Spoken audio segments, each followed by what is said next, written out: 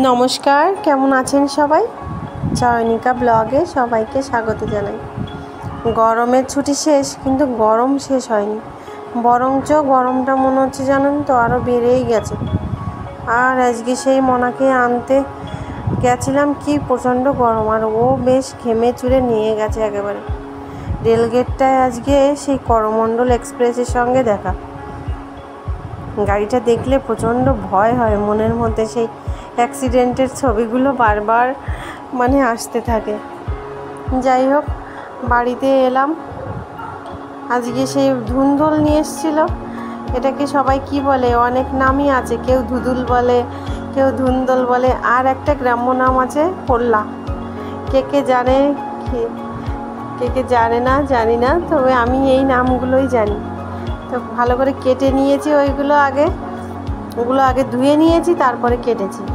আর এইবার কড়াইতে সর্ষের তেল দিয়ে কিছু কাঁচা গোটা জিরে তেলে ভেজে নিলাম।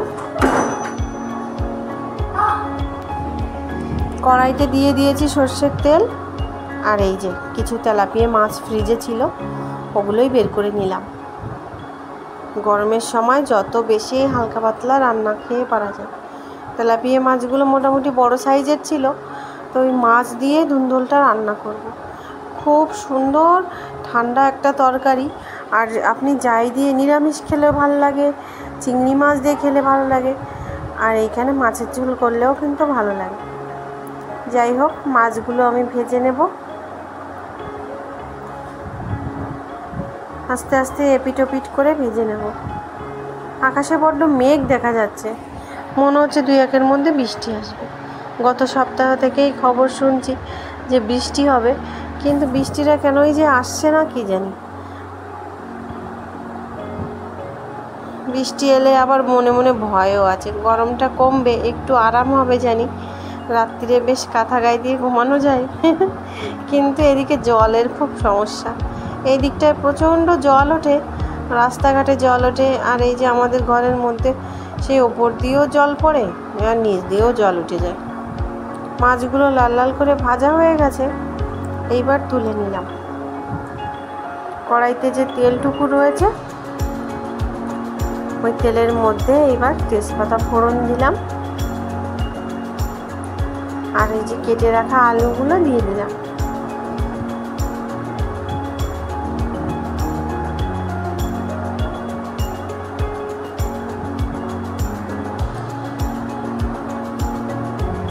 আলুটা ভেজে নেব, নুন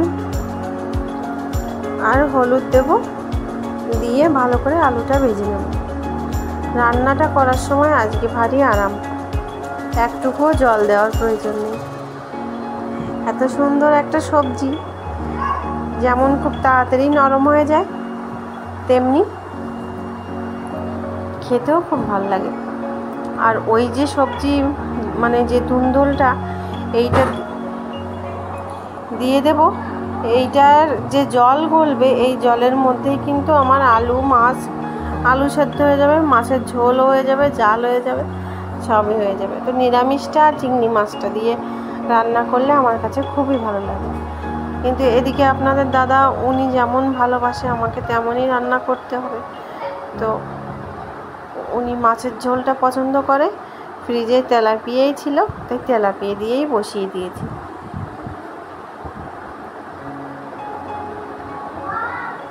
ধুন্দুলগুলো দিয়ে দিয়েছি, আলুটা ভেজে ভালো করে এবার নাড়িয়ে চাড়িয়ে নুন দিয়ে দেব পরিমাণ মতন, ব্যাস হলুদ দেব, জল গলা শুরু হয়ে যাবে।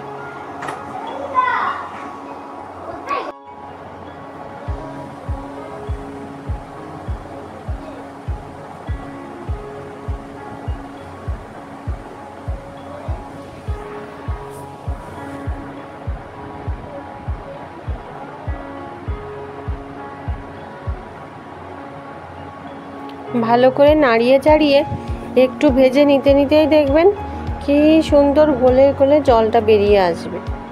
ওই গলা জলেই তো রান্না হয়ে যাবে, তো রান্নায় বেশি আর খুব ঝামেলা নেই। কিছু কাঁচা লঙ্কা চেরা দিয়ে দিতে হবে, ব্যাস মাছ দিলেই হয়ে যাবে মাছের ঝোল। এই দেখুন, নাড়তে চাড়তে নিচ দিয়ে জল বেরিয়ে এসছে।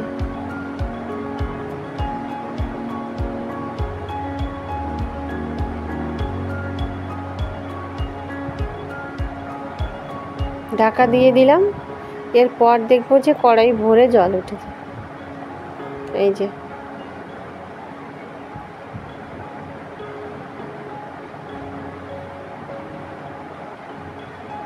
কিছু কাঁচা লঙ্কা চিড়ে রেখেছি, উপর দিয়ে দেব। দেখুন কতটা জল ভরে গেছে।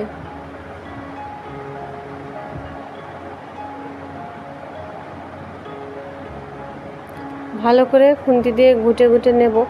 আলুটা সবে সেদ্ধ হয়ে এসছে, আর একটু সেদ্ধ মতো হলে একেবারে নরম নরম। তারপরে মাছ ভাজা, ওই যে ভেজে রাখা মাছ, ওই মাছগুলো দিয়ে দেব। খানিকক্ষণ বাদে দেখুন আলুটাও নরম হয়ে গেছে। এইবার যা গোটা আগে থেকেই ঘুটে নিয়েছি মাছগুলো এবার দিয়ে দেবো। মাছ ঝোলে পড়ার পরে তো আর বেশি গোটাগাটি করা যাবে না, মাছটাই ভেঙে নিয়ে যাবে। উপর দিয়ে মাছগুলো সব বসিয়ে দেব।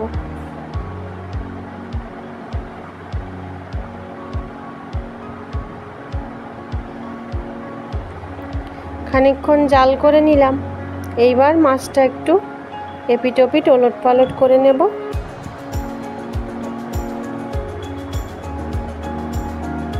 দুই ধারেই জালটা ভালো রকম লাগবে।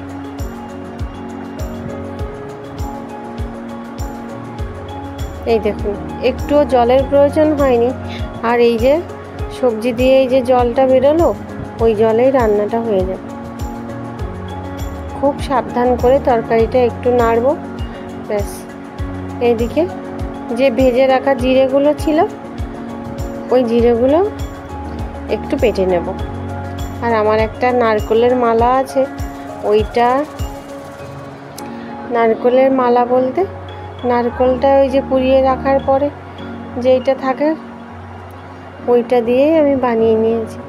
আর জিরেটা ভালো করে বেটে নিয়েছি ওটা দিয়ে, তারপর মাছের ঝোলে দিয়ে ভালো করে নেড়ে চেড়ে নামিয়ে নিয়েছি।